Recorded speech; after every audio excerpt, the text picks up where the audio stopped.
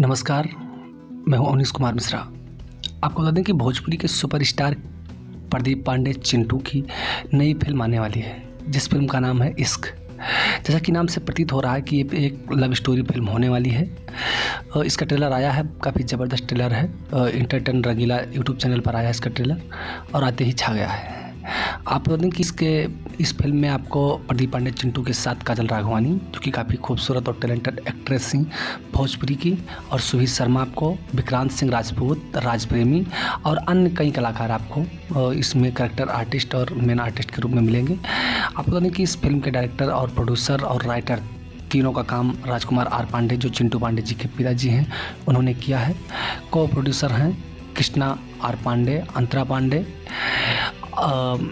ये लोग शायद में पूरे घर के लोग ही हैं, इसके को प्रोड्यूसर हैं।